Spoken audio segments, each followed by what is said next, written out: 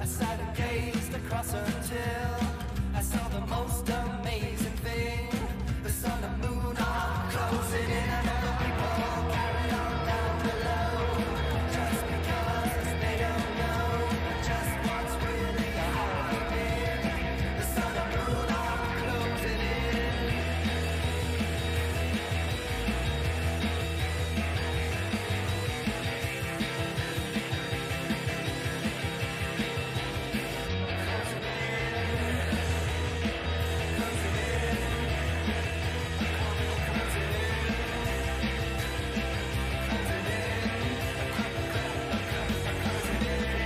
We do not know what we are, so all our knowledge is conjecture.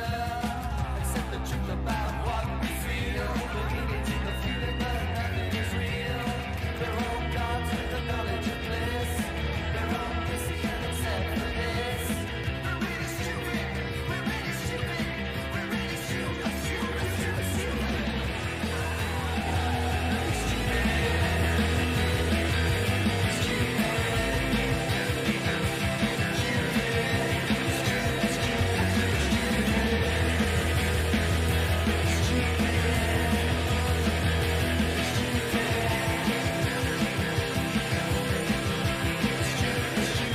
All right, it's 2/21, 2024, 10 p.m. Mountain Time. We are live, Infinite Plane Radio.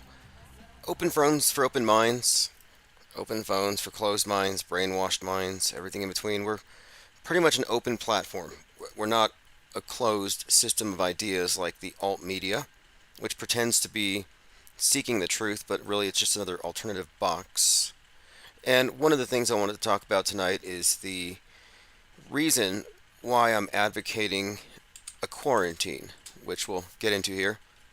That was Lucifer Tim, 33rd Degree, bringing us in here tonight. I sent out live notifications, so we should see a number of individuals pouring in from one of the old sock accounts. It was down for months, so we'll have a few new faces. And also, and this is kind of a big deal, October of 2023, my Spotify account was pulled because of our channel stalker, Goldfinch, had filed a false copyright strike against it. And that took down not only Spotify, but a number of podcasts attached to that RSS feed. And it also removed a large audience. I mean, we had, I believe, 360-some thousand hits on that particular platform, hundreds of subscribers on some, moving up to thousands on others. I think we had 4,000 on Apple Podcasts, and I think we were trending for some reason. I'm not exactly sure what video it was, but the numbers were going up quick. And then Goldfinch claimed falsely to own the podcast, and it was pulled. They WTC7'd the IPS. And that was exactly 1 year ago today. So this morning I wake up, I open my emails, and right when I open my emails, I get an email from Spotify, who actually have their headquarters in the One World Trade Tower. And they told me that they're reinstating my account. They said it was, they didn't even admit to a mistake. They didn't give me a copy of the false copyright strike filed by the offender, although I requested it. Here's what they wrote. So 1 year ago to the day, I was attempting to get Spotify to restore my podcast. I had 4K subs at the time, was growing fast. And they said to me that day, and this was again a year ago, "It has come to our attention that your podcast contains infringing content. Therefore, it has been taken down." I sent them copies of FBI reports to show I was being stalked, and I said, "An identity thief falsely claimed the rights. Please send me the claimant's contact information," which they're legally required to do, and they never did it. So I contemplating, right now actually I kind of am thinking about suing. I brought this up last year. Anyway, this morning, 1 year to the day, they said, "Thanks for reaching out. We've reviewed it, and we've restored your podcast." Which means that a lot of you who were subscribed, and look, 760 episodes deleted. And these are across multiple platforms. We're talking thousands of subscribers. We had a pretty big reach. Every time I would upload, I would get basically 1,000 hits a day per podcast. We were really gaining momentum. So just good news here, it's back on. But I'm also just pointing out how unfair the other side plays. They don't even respect the free flow of information, free speech, or any of that. Total trash. But interesting timing. I'm wondering now because this is one of the things named and pointed out in my lawsuit, the identity thievery, the stealing of my content, and I'm wondering maybe now that he sees that the case is progressing, and I actually sent him a copy of it, and he's thinking he has to undo some of the damage. He doesn't want to be caught with stolen property, which is what we're looking at here. All right, we're joined by Alan Smith, Osher, Portal Complex, Lord Laney, G33, Clockwork 113, Reverse History, Ears Up, and Osher. Oh, and by the way, this comes a few days after the YouTube channel gets monetized. So Alan Smith wants to call in only if you're not going to be a propaganda mule for alt media with establishment friendly but censorable controlled opposition narratives. So if you're going to be a militant anti-pokey, if you're going to be a skyphobic, that's fine, but you just got to watch your language in terms of, what are you going to say? Are you going to come in here and say something that's going to get us pulled? Because it seems like that's the pattern here. They give you the ammunition to shoot yourself in the feet. And truthers are constantly shooting themselves in the feet. In fact, the title of tonight's live stream is What's Beyond Trutherville? And this is a valid question. Like people think that they've opposed the mainstream, so now they're truthers. And like, really, if you think about it, they're very complacent these days, and there's no standards of evidence whatsoever for what they believe, and it's just become increasingly incoherent. And what I'm saying is that the alt media, if you really look at it, is a subset of the mainstream. It's a reaction to the mainstream. It's purely reactionary. It's not separate. Portal said Fake O2 had a great show last night. I'll have to check it out. Okay, phones are open. And here's what I'm going to do. I'm not going to censor anybody. But I will hang up on people. And I won't have any guilt about it. I will hang up on you if you're going to go into dangerous territory and you're going to rehash expired agitprop that really we shouldn't have fallen for in the first place. I got a call from one of those scammy fundraisers, like they pretend to be fundraising for the cops or for the fire department. And I know this because I've worked for two of them. I worked for one in El Paso. It was like just a room, a few phones, and a phone book. And we would be calling people at random and saying, this is so-and-so from the fire department. We're raising money for the orphaned children of firemen. And if somebody said they wanted to donate, our manager, the guy who organized it, would go out with a fireman's boot and collect money, and presumably it was going to orphans. I mean, I have no way of knowing. Well, then here I worked with one, and this is back when I was telemarketing, and I did it for fun, I did it for money, I did it because I was good at it, and I thought it was a valuable skill anyway. And in this one, we were raising money for the orphan children of police, supposedly. And people donate, they get a sticker on their car, and we hint that if you put this sticker on your car, the cops won't pull you over. Which is nonsense. But anyway, having looked into these, it's basically some kind of a scam. You should not accept cold calls asking for money under any circumstances. It was very scammy. In fact, the whole way we pitched it was scammy. The way that we concealed the name of the company by making it sound like it was our last name. I mean, my point is, we're talking about this fundraising thing, and I got this call the other day, and they asked me for money. And I said, well, I don't support the police. I support BLM and the torching of police precincts because you still need to pay for what you've done to George Floyd. And I got them to hang up on me. I'm just pointing out that I have no problem being rude on the phone if there's a valid reason. But yeah, I can get telemarketers to hang up on me. In fact, one of the fastest ways to get them to hang up on you is just to tell them, hey, the world's flat. And I can't even say it live, but you tell them the latest current thing is fake, you tell them the world's flat, NASA's lying to them, and they will hang up on you. It used to be the opposite, like you couldn't get them to hang up, but I figured out how to clear the lines. G33 says that's what the system's about. You censor yourself one way or the other, embrace your servitude because it's trendy and normal. Well, no, I'm not advocating censorship. The thing is, carrying propaganda for the enemy that's designed to get you censored is just tactically foolish, and we should be past this. You're not doing anybody any service by repeating these mantras as though you're fighting an info war and you're going to get the truth out and wake up the normies. It's a false awakening.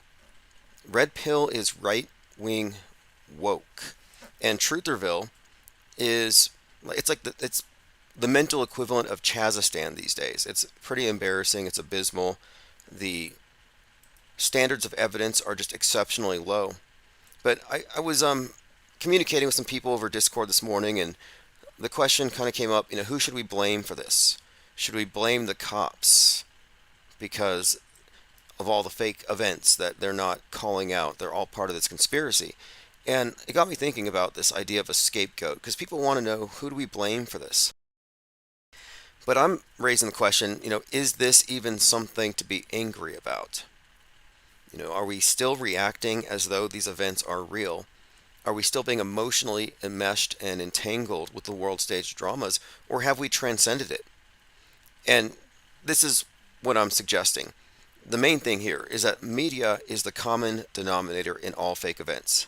It's not some nation, it's not some ethnicity, it's not some secret wing of the government.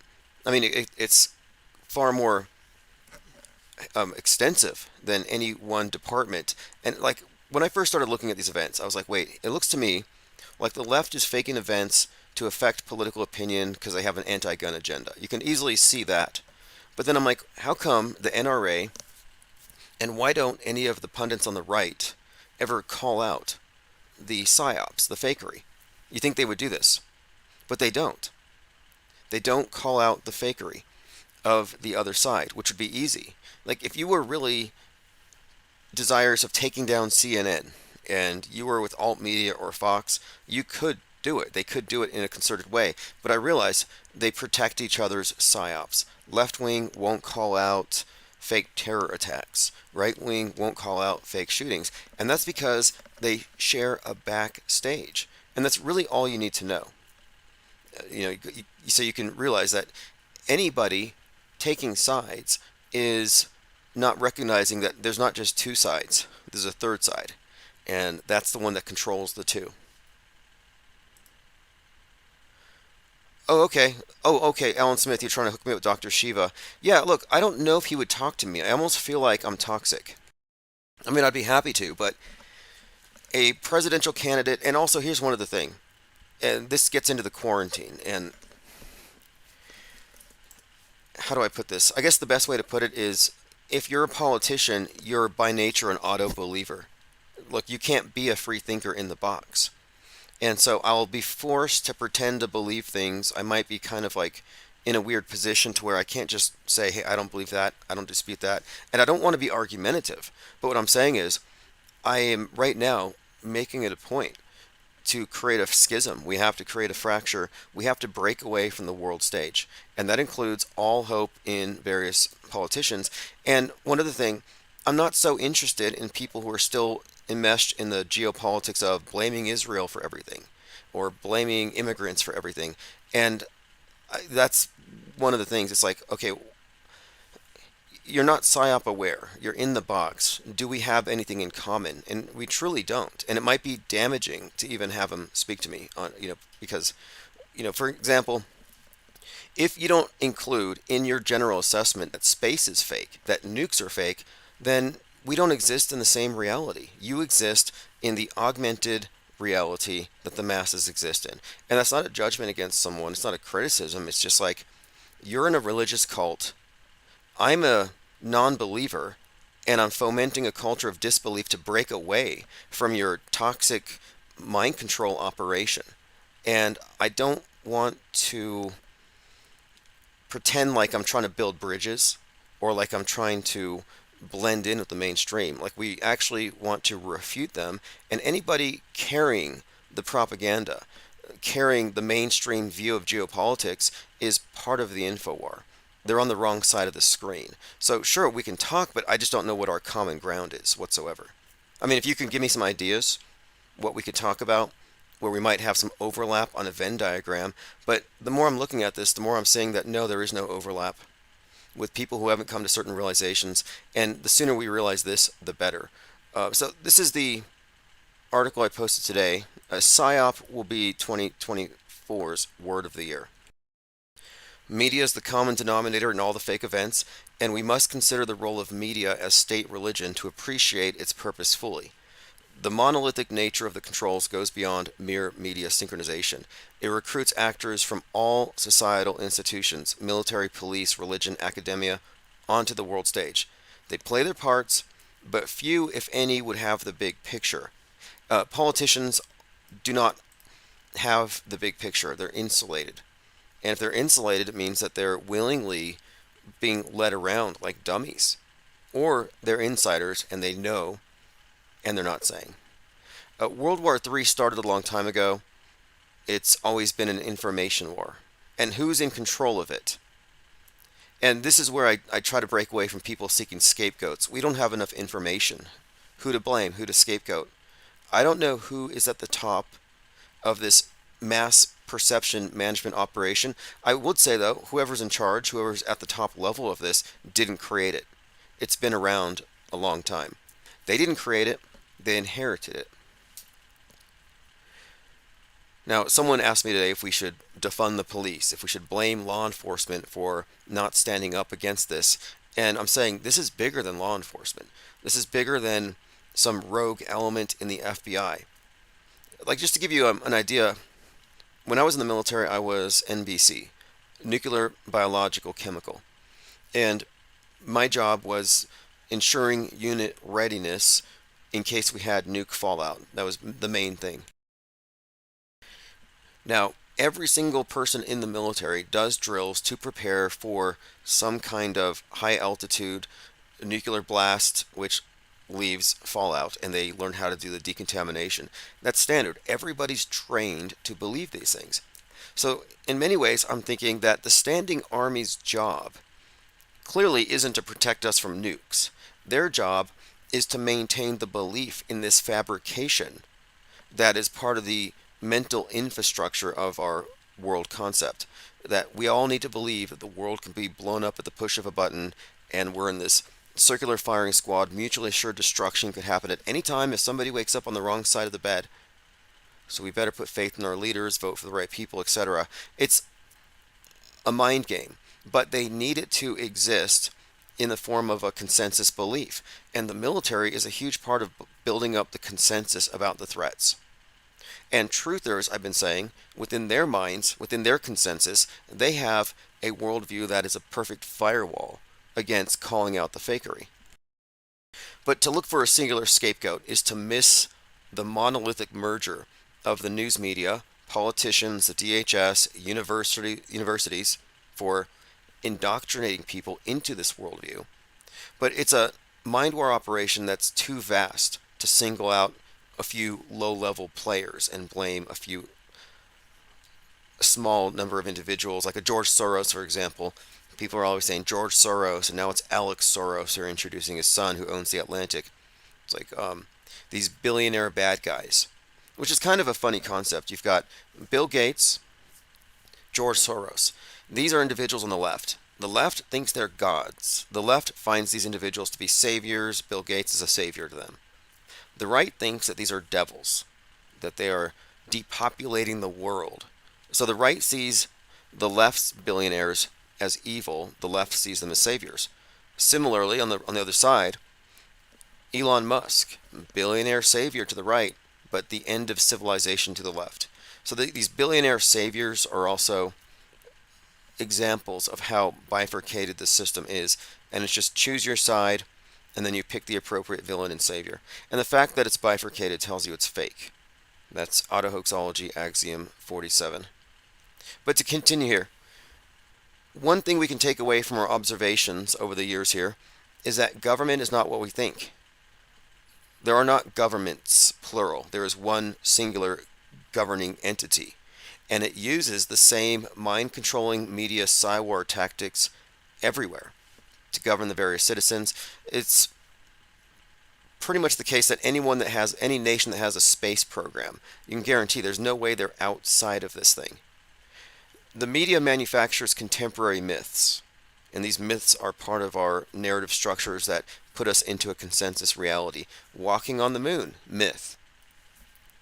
What happened in 2001 on September the 11th could be considered in many ways something of a crucifixion. Like it's a sacrificial event that gets everybody on the same sheet. It hits a reset button. Now we all have a universal threat. But these are very powerful myths. And to say you don't believe in it really upsets the apple cart. You're supposed to just believe it. And the worldwide consensus among governments, among all these governmental structures, it is obviously their agreement that the best way to maintain the status quo, to maintain peace, is mind war on the masses. We are being subject to a ubiquitous mind war every day. It's not just psyops every few years. It's not just a big traumatic event, something spectacular every few years. It's the daily worldview filtering, the selectivity, the omissions. So when we see these psychological operations, people want to get triggered. People, if they're woke, they're mad at the right for causing it. If they're on the right, they're mad at the left for causing it. If they're blue pill, they're apathetic, they're blaming, America, gun culture, but whatever it is. People do react to the atrocity propaganda.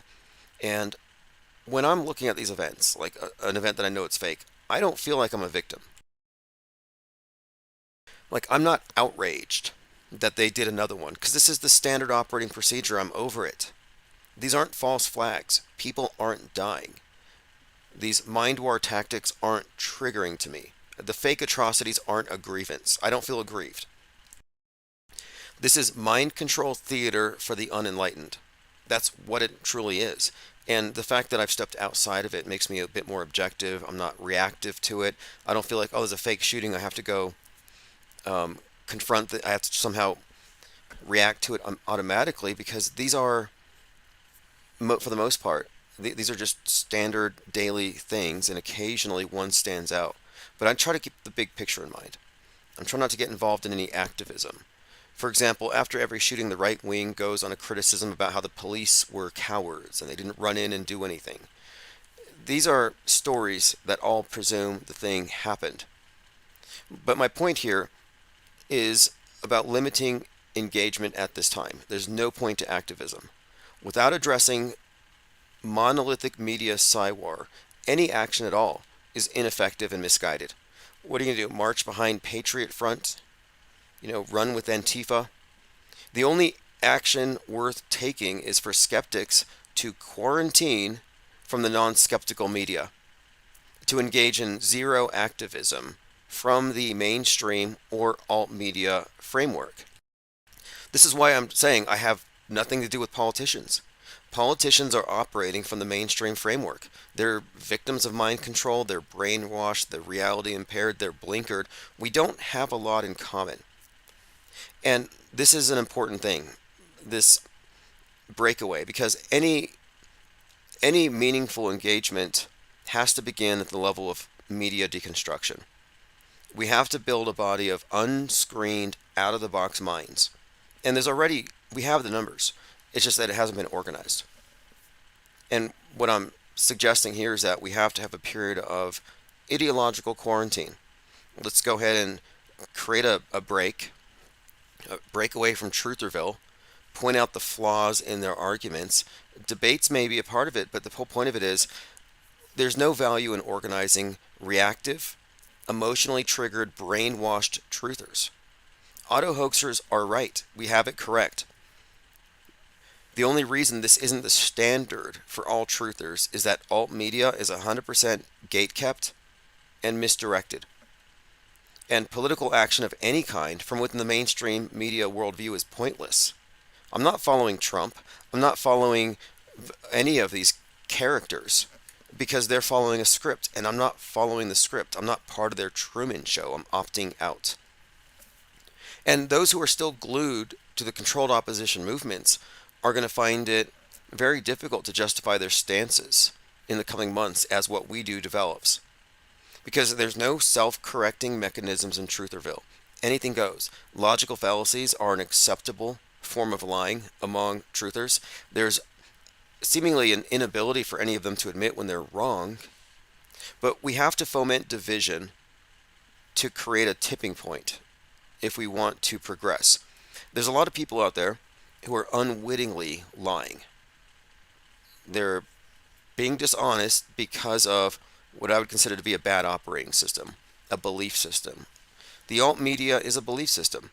It looks at mainstream critically and assumes everything's real, but some things are false flags. They add to. It's a subset of the mainstream. That's what alt media is. And without even consciously or deliberately deciding to lie or promulgate deception, they do. And it's out of habit, and it's how they're sold, this belief system. The mainstream belief system, we all know, is basically built upon an edifice of lies and more or less default beliefs. What we're offering here is not an alternative belief system. It's not even an alternative belief system to the alt belief, but rather it's more of it's a stable philosophical posture of skepticism. You could call it an operating system. It's more active than a passive belief system. But my point here is we're reaching critical raft. We have to have the numbers and organize them, but it begins with the quarantine, which is what our think tank actually is. We're not closed. It's not an echo chamber, but we do represent something of a quarantine from the knee-jerk anti-mainstream version of events, which is the truthers, which is, again, it's just a reactionary thing. And the objective now, my objective with this thing is to enlarge this open system, the think tank, and create the parallel media, the alternative to the fake alt media. There isn't any representation for it. It doesn't exist on the world stage. It's probably not supposed to, but that is where we're heading with this. So let me go ahead and go back to your comments. Cope says we wouldn't want to have Dr. Shiva to have an auto-hoax smack mental breakdown.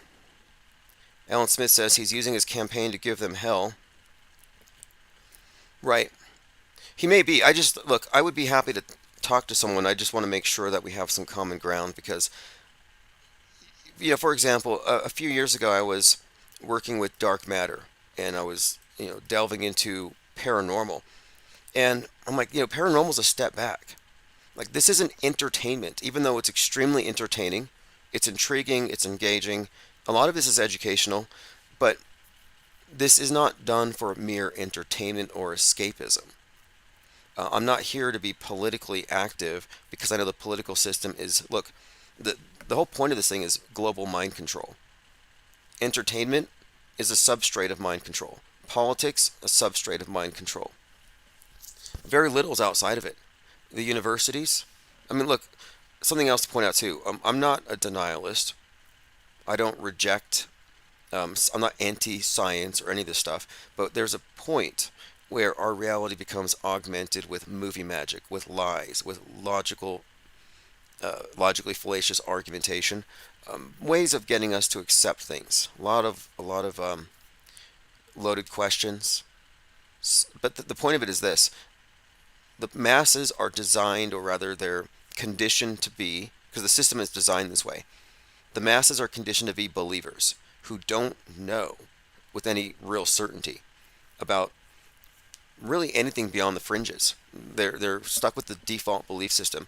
If they have some inkling that something more is going on, they go deeper into the matrix. There is no opt-out, and there really hasn't been until we've assembled this raft. All right, let's continue here. Meek Willie says, why Joe Biden tweeted after the Super Bowl? Oh yeah, one of his aides probably did it. They tweeted a picture of him with the dark Brandon, glowing eyes. The left can't meme. In 2016, 2017, I noticed that the Republicans with Trump were dog whistling conspiracy theorists, and they brought them all in. And they said, hey, conspiracy theorists, we believe you in everything. And we're even going to hint that Trump is part of it. And if you vote for him, we're going to win the game. We're going to beat the conspiracies. We're going to beat the deep state. That was that was 2016, 2017, 8 years ago. Nothing has changed. But one thing that I noted was at that time is that many people who were close to the edge, close to stepping off the world stage, so to speak, just as they reached the edge, they were dragged back in and they thought they could vote. And my point here is that this year I really want to make a point to break away from people who are getting sucked into the system. We have to have a period of quarantine where we more or less consolidate all of our main ideas, or at least every one of our axioms that we're sort of suggesting ought to be applied automatically to any mainstream media claims, fake until proven real. Even discussions about fakeability. This is stuff that's outside the purview of the normal news consumer, and they don't know the abject fakeability of world stage events. And one of the points I've been really hammering on here is that the model we have of the world, it's not as simple as, oh, we have a model, it's a ball in space. No, the model is how you see it, your concept of where we are in time, how everyone else sees the world, our consensus agreed upon worldview. Even though we fight over a lot of the details, the big picture consensus view is what I would consider to be the model that we all live within. But the model, the map, no, it's not the territory. And there's a point where, yeah, they deliberately overlap it to reduce the amount of friction. They don't want it to be obvious. Good liars don't lie 100% of the time. Good liars lie strategically whenever they can get away with it. But most of the time they tell the truth. Otherwise, they wouldn't have your trust. Similarly, the media seems to be giving you a faithful representation of the world. You wouldn't really even notice, unless you're looking deeply, where it doesn't align perfectly. But people take it for granted through habit, through tradition, through conditioning, and it becomes more or less a downloading of information about the world into one's mind every day without any real parsing of the information. And there's just not enough time to parse it all. We can't spend every day going through every mass shooting, deciding, asking, is this one fake or is this one real? This next rocket launch, is this going to be real? Are they finally going to the moon this time? You wouldn't have enough time, and that's by design, that's the flood. But you don't need to. Once you understand how this thing works, you can categorically debunk various strategies, various operations, just by looking at the basic trappings of it. Corn-fed radio says it's all fake. Well, look, it's fake until proven real, and if they don't provide a burden of proof, you're not obliged to believe it, and not believing it does not make you a denialist. Non-belief is not denialism. Now, what we're doing here isn't political activism. We're not right-wing. I'm not. I mean, if you are, if that's your thing, fine. But what we're doing is entirely separate. This is a philosophical movement, if anything. We're filling in this void where objectivism used to reside, but objectivism was always compromised by mass media. It never quite achieved its ideal. But the concept of objectivism was really a refutation of the subjectivist trends in philosophy, in religion, that had really just defined humanity up to a certain point. And objectivity doesn't exist in the mainstream mediated world. It's fluid, reality fluid at this point. But the people who have an objective view, the ones who know how reality is manipulated, are at a very high level of this pyramid. Cornfed says he's banned on the other channel. I'm not sure. If you just want to send me a link to your channel, I'll pull you out of the dungeon in case somebody banned you. But you can't say it's all fake. I mean, you can. Some people do. But to say it's all fake, I say fake until proven real if. And what are the ifs? If there's an obvious political agenda attached to it. If it's an extraordinary claim. If it has all the hallmarks of a psyop that we talk about all the time. So we're not just saying as a blanket statement, because to say everything's fake is just as bad as saying everything is real. And funnily enough, when people criticize this, they'll say, oh, you just say everything's fake. I'm like, no, I have stipulations, but you believe everything's real, and you have no stipulations because you have mind aids. You're not filtering. Okay, phones are open if you want to call in. The number is 505 349 0420. I didn't have the ringer on, and I have it on now, so if you want to call in. Cornfed says it's all a stage. Yeah, here's how I'm explaining it now. If you haven't seen Newsbenders, I highly recommend it. Newsbenders is about a news agency. Someone gets promoted high enough to where he finds out that they write the news 5 years in advance. Well, if you look at history, what is history but a record of mainstream media, the power elite, those who can afford it, those who are writing the history, who obviously are in positions of power, are really just a record of their version. So his story, Big Brother's story. But if you look at history, it's just your daily news going back in time. The premise of Newsbenders is that they're writing the news years in advance and acting it out on the world stage. In other words, we have a meta script, we have a big story, and one of the ways the main way they reinforce it is in advance. They do predictive programming. In advance, you're given the stories through hints, through foreshadowing, to condition you to accept it as inevitable when they pull off this event that they were preparing you for. So there's a logic to all of this.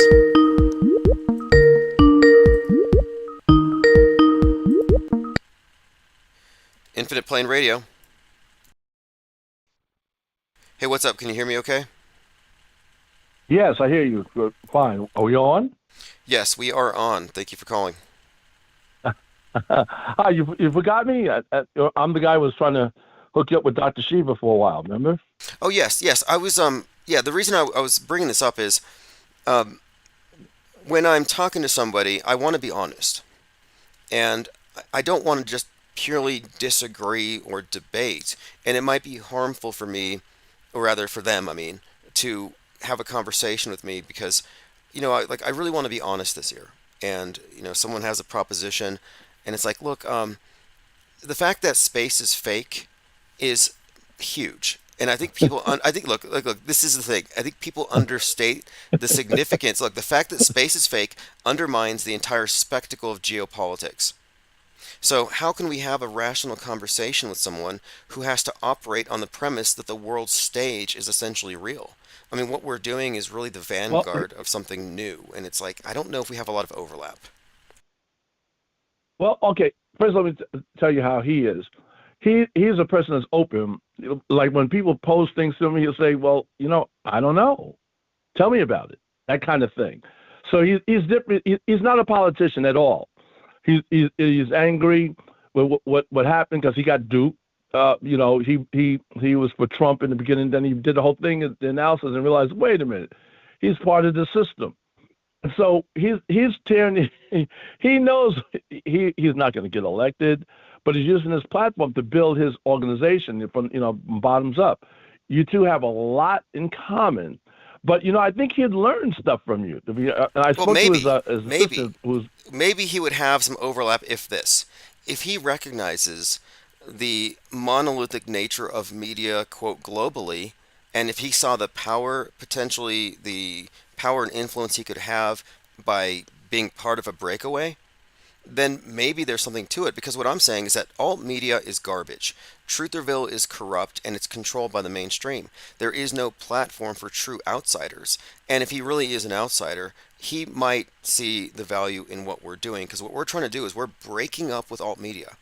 We're drawing a firm line. I hear. I follow you. I get it. I think he would. I mean, because what he's technically doing, he's tearing them left and right apart. He's blowing them apart, showing that Did you see his video on the swarm that went viral? I thought you would have picked that up Yes, already. yes. So he does sound to me like someone who's legitimately an outsider. But if he hasn't arrived at these, I can understand. There's like what we're talking about is super fringe. But I would be interested in someone's thoughts, especially if they were willing to go all the way. If they're willing to break with the world stage model and upset and really turn over an apple cart, which is what we're doing. What we're doing is damaging to the establishment, not only their narrative infrastructure, but it's in many ways, I think it would discredit a lot of their mind control in general. It would be quite, I think, I don't know, cleansing if we could have it. Remember, he's a scientist first. So the whole thing, and you heard about the hell they caught because he was 14 when he discovered email, and because he's a dark-skinned Indian, he met up with all kinds of racism and all kinds of shit that they threw the book at him. I mean, with everything. And the way he grew up in Jersey, so he grew up, so technically he's supposed to be a nerd, but he's got swag. He played baseball. He had an 85 mile an hour fastball. He hung out with the black kids and stuff like that. See what I'm saying? He doesn't fit any of their models, and so he's brilliant, and he's a regular dude, man. You know what I'm saying? So he's open to learn. So one of the things I told his assistant, I said, well, he still thinks, he believes in, gravity and the earth is round. I think I told you about that. And I told her, I said, well, he's going to have to learn a few things. And so by watching you, she's learned a lot. You see what I'm saying? And so we're all rooting that you guys have that conversation, that meeting. If anyone can be convincing to him, I think, Tim, it would be you. Well, I would be interesting because look, what I'm trying to do here, what we're doing here, is we're trying to amalgamate anybody out there who's seeing through the BS and isn't just lying along to get along or choosing the lesser of two evils, which is what I think a lot of people do. And what we're doing represents a true, authentic, in a way, it's a philosophical breakaway. And there's no turning back from where we're headed with this thing. And I think it can metastasize. And I do want to attract people into it who would want to take vocal positions, because what we're doing is we're challenging the dominant paradigm in a very fundamental way that it needs to be called out that nobody's doing. But yeah, I mean, I would be happy to have more support in this because we are pretty much the only ones making it our purpose to lead this, to make it happen, because it won't happen without us. Everything's too complacent. Nobody has the perspective. Mm-hmm. I hear you. And my switch the topic. So this Goldfinch thing. So now they gave you back your channel. Was I heard you said about Spotify? Technically, Goldfinch is in that mix, and what they're trying to do is trying to just ease you, I think. So they're like, this guy got pretty far. Yes. Let's just turn his faucet, give him some electricity again, give him some water. Maybe he'll shut up. I think they're trying to appease me. Because I spoke to Google's attorney, and they had to agree with me that fraud was committed, and they're probably culpable, even though they deny it. And as soon as that happened, I'm like, wait, I get an email from YouTube. It's like, hey, you're monetized again. You can sell memberships. You can make money again. And then Spotify's like, hey, remember you had these 4,000 subs? It's back on. You can monetize it. I'm like, wait. This is all very convenient, and I feel like they're trying to appease me leading up to any potential settlement talks. But well, that's what they did with Sheba. When Sheba was suing the pants off them and everything, they said, "Okay, we'll put you back on Twitter on that." And he's like, "No, that's not what I want." He want the whole thing, and they're like, "Oh, no, dude." So the judge silenced him and all wouldn't let him go, but so far. And he refused. He wouldn't take the bait. So that's I've seen it before. So it seems like that's what they're doing with someone like you now. Now they come to, okay, we'll placate you. We'll appease you. We'll give you. Oh yeah, you can come back on. So wait a minute. What do you mean? Why? What you just did was wrong. I'll just sue your asses. Yeah, I think that might be it because they know I'm not happy about this. And what's more, we are a legitimate underdog who've been targeted by government-connected hackers, and we've been censored. Like most people say they're censored. It's like, well, no, it's a private platform. It's not censorship. But when the government shuts you down, you have a legitimate claim to say that you've been censored. And we have been. The IPS has been targeted, and there's nothing they can do that will soften my stance at this point, short of giving me Goldfinch's head on a charger, on a platter. But no, there's nothing they can do because it's about principle now. It's not about money. It's about principle. And Yeah. This is going to be a good year for us because all I need to do is consolidate a certain number of people, and I know what we can do. And what we're doing is I think it's impossible to overstate it, but I'm just going to let the results speak for themselves. I know what we're doing. It needs to be done. There's a huge philosophical vacuum. A lot of people are probably tired of having their intelligence insulted. They've been rendered visually illiterate, and we're led by idiots. I mean, I hate to say it, but the fact of it is, those of us who know better, who can think clearly and objectively, we are more or less subjugated to the terrified mobs whenever they're triggered. And if somebody pushes a button, everybody gets triggered, and they start looting all the toilet paper or something, we have to deal with that. So we're not the dominant force here. The free thinkers, the ones who know what's going on, we are actually subjugated more or less. We're controlled by the power elite through their power exercised through the masses. The masses are a bunch of puppets, and we have to break away from it. And the truthers have been co-opted, and that's why I'm leading this concept of parallel media, breaking away from alt. Now, the third topic.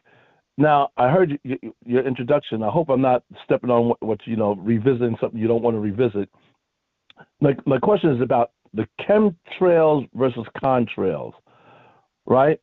May I ask a question on that? Oh, yeah, by all means. That's actually a safe topic. I just think a lot of people are mad about it, but that's fine. It's great to talk about. Okay. Now, here's what I'm confused about. Okay, that people are thinking that people are spraying things and coming from the sky. Okay, fine. But I can tell you what I've watched and timed.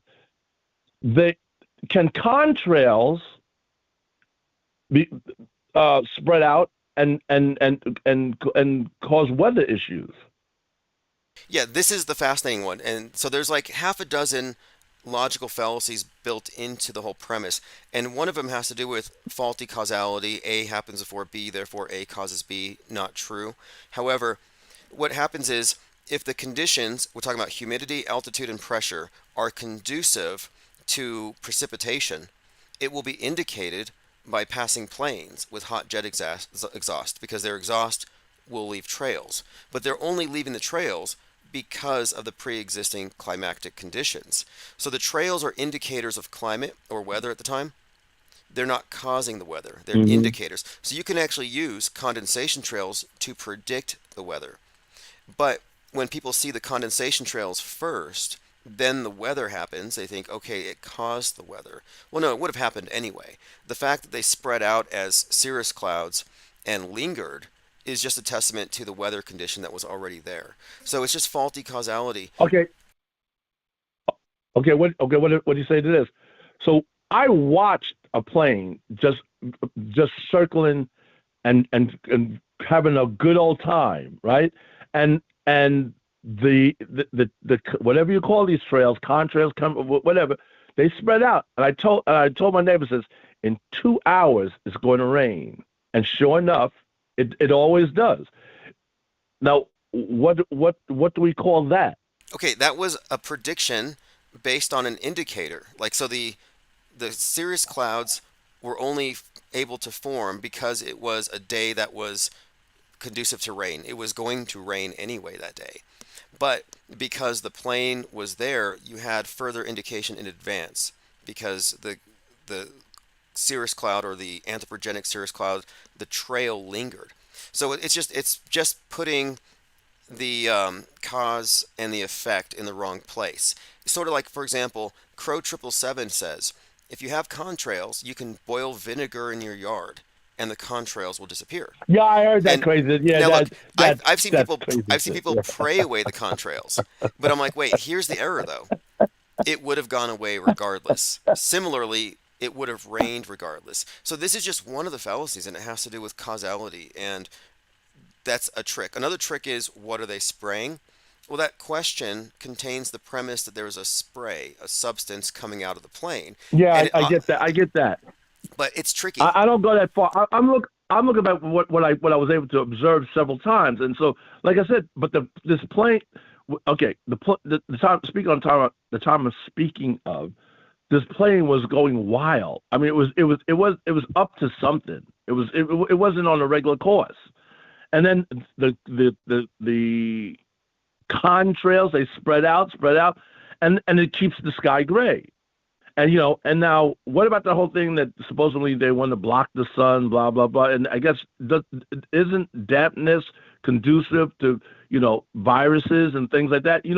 So Okay, let me address that because there is something you what bring do we up say to here. that? Okay, there is something a couple of good points here. I mean, when you see that plane going over and it looks like it might be dumping something or causing the rain, I think that can be explained by looking at weather reports from years back. You'd have to consult the historical weather patterns and like, does it tend to rain at this time? So I think you could generally connect it to the climate. And the reason why I've really led with this is that I've been looking at Air Force charts from the 50s and 60s that they used to predict the conditions that would cause contrails because they don't want trails because it'll give away their positions. So Okay, therefore, it's I heard you say that. But because they don't want the trails, because they don't want it, maybe because it screws up the weather. What happens if they weaponized it and said, okay, we wanted it to screw up the weather? no. The military had to pay attention to this because it would give away their locations. But now here's the thing: NASA is claiming that the condensation trails are actually causing global warming. They are making that argument. So they're saying that they want to create a plan where planes can now adjust their flight patterns to not create the condensation trails, which is what the military has already done. So it's kind of interesting here that NASA is now correlating condensation trails with global warming, which was originally a claim made by chemtrail theorists. They would say, oh, they're altering the weather. It's geoengineering. And what my point of it is, it seems like chemtrail theorists have magically come to agree with the climate change people that man is altering the weather. And that's the premise I think they smuggled in.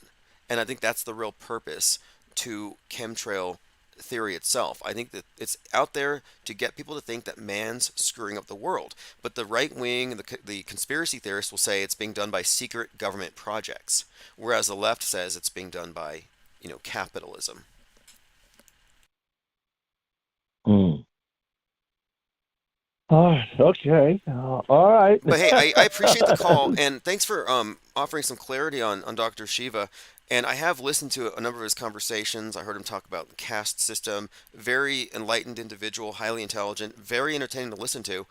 I'll go ahead and check out some of his recent discussions, and yeah, I would like to talk to him. I just don't want to go into this without him being aware of where I'm coming from. I'm not a flat Earth believer. Well, You know what I mean? you spoke to his.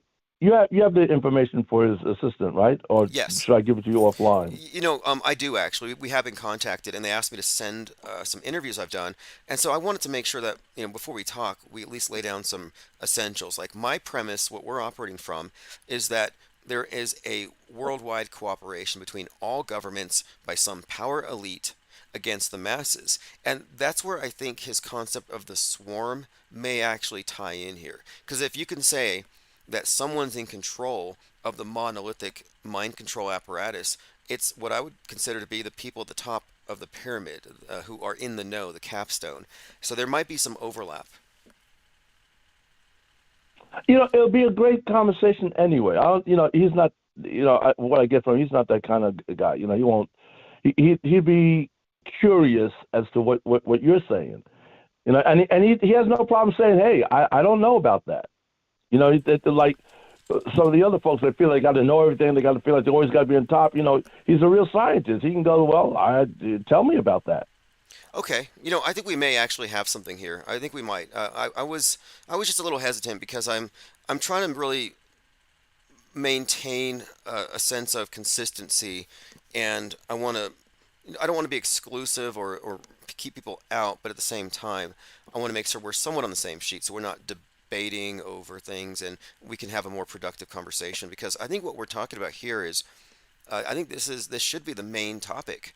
The main topic of so-called truthers is, trying to understand the infrastructure of the media matrix itself, and nobody's there. They're caught up in the stories. They're caught up in the rabbit trails. Well, he tells people, it's all theater. His whole thing is truth, freedom, and health.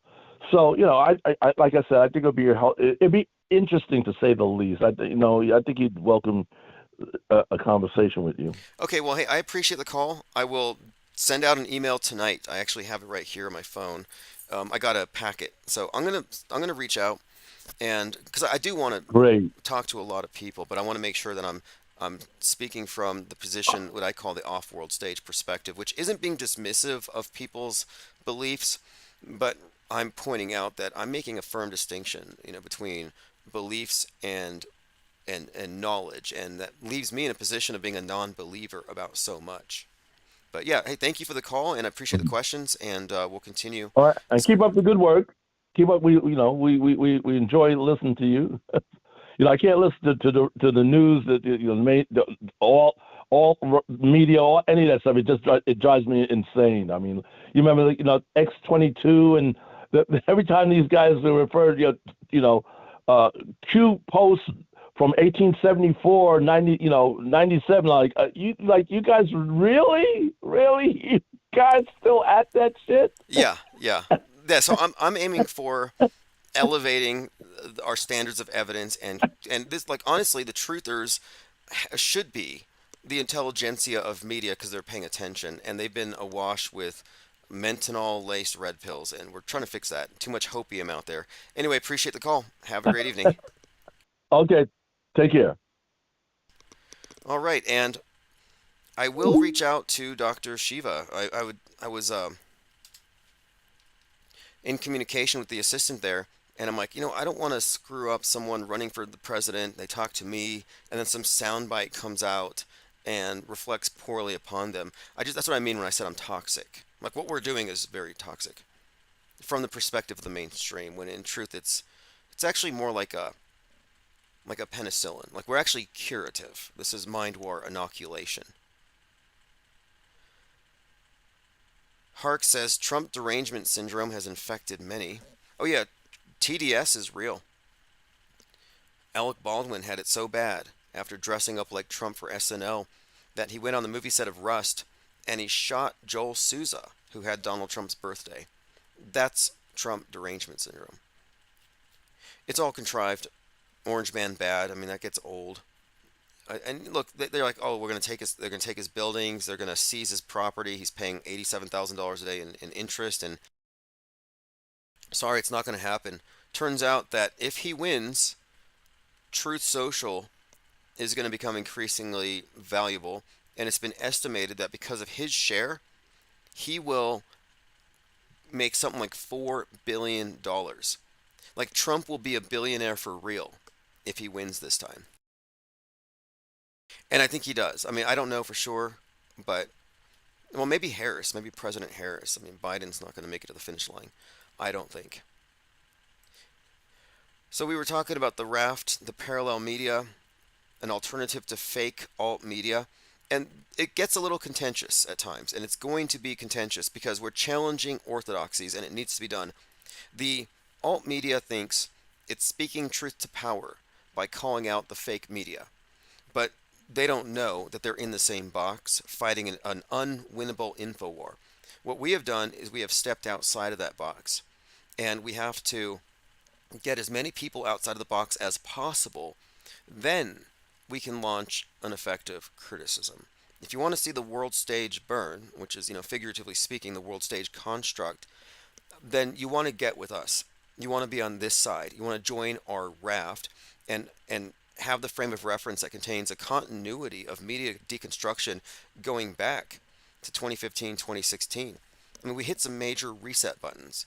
And we're not here saying we know that the earth is, like these mischaracterizations of what we're talking about. It's like, no, we know that our worldview has been formed for us by liars. They give us crappy cartoons, NASA tunes. The major state religion is apparently the Church of NASA-tology, which is just like Scientology, except it has better special effects, but their actors are not as good.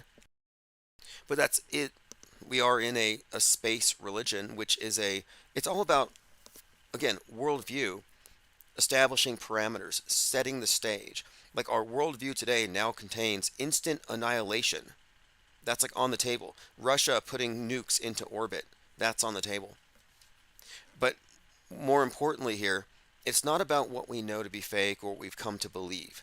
It's our operating system. It's our stable, skeptical posture. Skepticism at this level does not exist. It's been co opted, it's been thrown into questioning reality.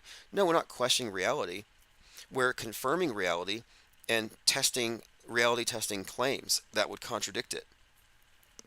But it doesn't exist. Objectivism has always been compromised, and there is a vacuum or a void where a lot of people were breaking away from subjectivist belief systems and trying to arrive at a more rational understanding of the world and our place in it, and that got sabotaged. And here, I think we have an opportunity to reestablish that, but outside the confines of their box. I don't think this was meant to happen. What we're trafficking in here is privileged information. Even knowing that the screen itself is a filter and not a window, that's the very starting point. That is the essential hoodwink. The dividing line between those who've been shown the light, the Illuminati, the illuminated, and those in darkness, the dividing line is the monolithic worldview filter. It is that screen. And most of the people who serve this thing are still on the wrong side of the screen, or they're deeper in it. Total mind control. All right, let me go through your comments. Yeah, about the planes. Okay, look, I think the contrail, chemtrail thing is the most fascinating thing because it looks to me like the worldview infrastructure needs you to believe that we're in the end times or that man is going to destroy the world. They need that inculcated into your belief system.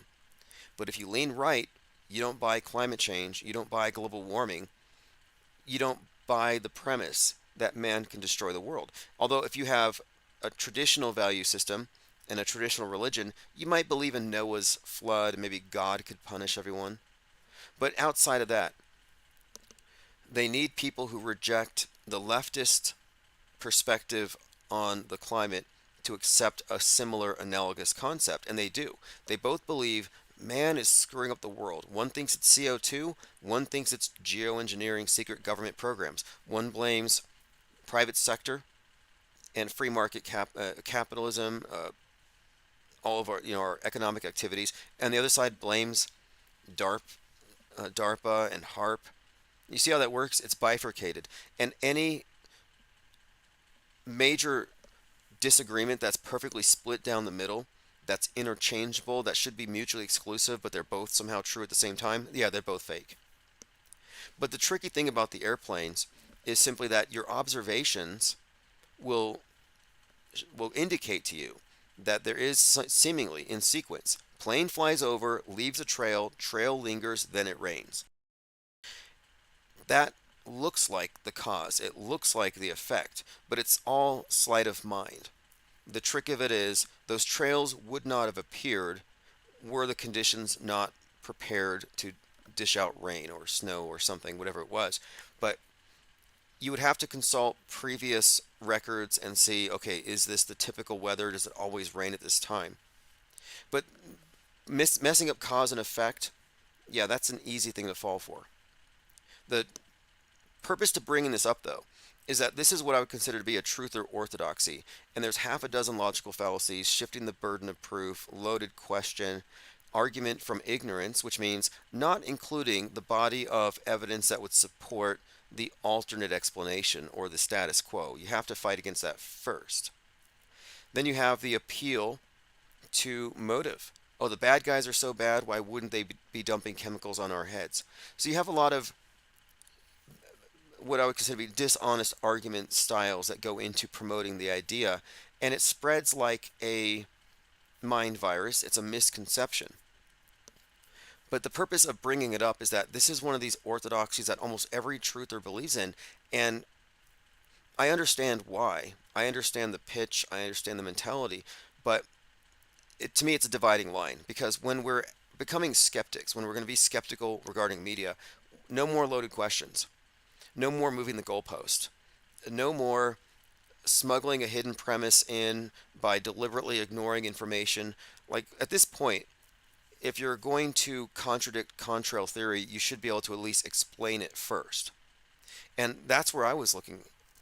And I'm like, look, people are telling me that these trails didn't exist when they were kids, and I'm finding charts in the 50s that these were things that were a consideration. But my point of it is, we're arriving at a philosophical posture that goes beyond believing things because they're trendy or believing things because of bad argumentation. So it's a bit of a period of purification and quarantine. And once we're all on the same sheet, then we can, I think, expect it to metastasize. But we have to break away from any orthodoxies, and these are useful because we're trying to expose the firewall in the minds of all media, and it's the firewall that keeps a consensus, which prevents any kind of mass awakening.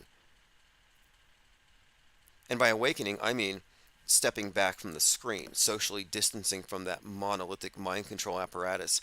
I don't mean the false awakening of the red pillars. Now, the flat earth thing is the only, my interest in it is this. From your perspective, as a human being, you only experience it as flat and stationary. To say otherwise is to lie, is to be a pervert. You can't see it from an airplane. Your only frame of reference for believing a curve is what you've seen on a screen. You subtract that as evidence, what are you left with? So my point of it is, by not accepting their premise, you're not a denialist, you're just a non-believer. It's a bit of agnosticism. I don't know what to believe, so I'm not going to go with anything. And that is okay. They will say it's not okay. You have to accept the default until you can find something better.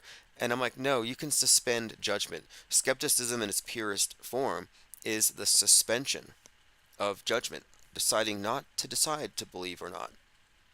But you could even say to anyone who would call you, I don't know, they're very disparaging to people who don't want to accept the establishment dominant worldview, cartoon, the CGI ball. But you can ask them, what's at the edge of the universe? Like, you don't know what's at the edge of the universe, yet you proceed to accept the universe as given, even though you don't have a full picture, even though there's still questions. So the difference is, we all have questions, but their questions are assumed to be much further out. They think they have a more complete picture than they do. So if anything, it's arrogance holding up their false worldview. It's ego and arrogance to not recognize that maybe I'm wrong, and maybe the point where I claim to know stuff begins much closer. I can't claim to know what's at the edge of the universe. I can't claim to know it goes out that far. Immortal AI says science is continually questioning.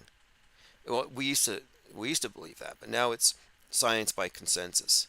Like they typically say 97% of climate scientists believe, therefore it's true, and that's considered to be acceptable. But maybe the 3% know something that could fundamentally alter the rest of it. And this is where we're at here. Settled science. It's settled science. You can't challenge it. Well, we have settled media. Oh, these stories have been reported. You can't challenge it.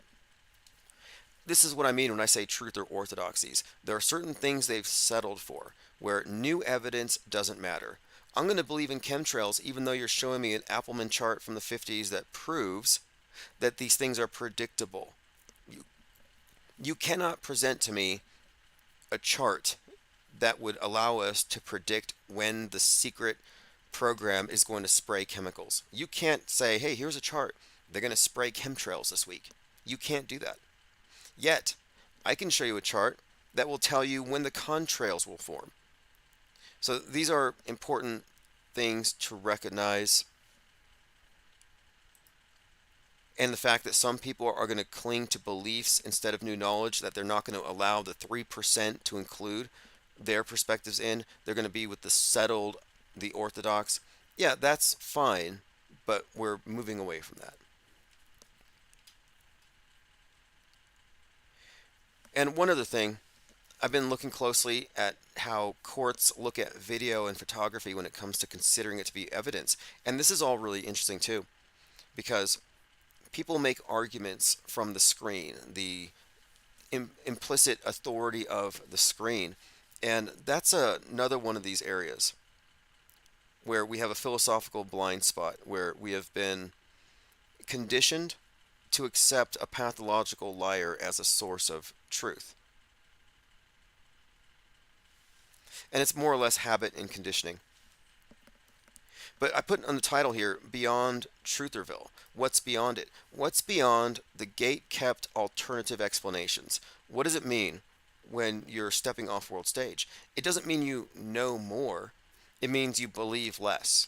It means you've removed a lot of things that might just be considered tantamount to superstition or delusion. You know less. You're aware of ignorance, but these are known unknowns. You know there's something up there. We know there's more to how they do this, but we don't have specifics, but we know there's something unknown. And those question marks are key here. We have questions instead of beliefs and false explanations. False explanations kill curiosity. Oh, you know it all. You know everything from here to the edge of the universe. You pretty much know what's happening. No need to ask any questions. You don't even need a question mark. You can take it off your keyboard because all the answers have been provided. Well, that's not good enough. If you have any kind of skepticism in you, it's not good enough unless you're like Truman in the Truman Show, comfortable with the script, not questioning anything. But not questioning is what gets most people into the rut of the box or the alt box. So what we're offering here is entirely outside of their box, their labyrinth. And I like these topics though. I like the topics that are contentious because you can see the sleight of mind, the mental labyrinth they put people in, where you have to think your way out of it. And they have to recognize that there's a concerted effort to screw with your cognition, to put you in a state of inner turmoil. Like there is no real anti-war. There's no anti-war movement because every anti-war movement is fully engaged in the info war.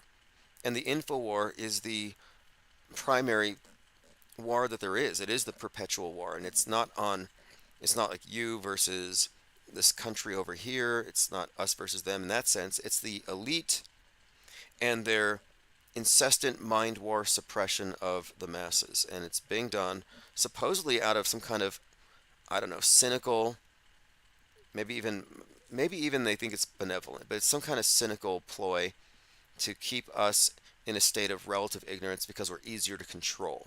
I think that's what we're really looking at here is media as world state religion, complete with mythology, superstition, and various gods to keep us all terrified, to keep us in line.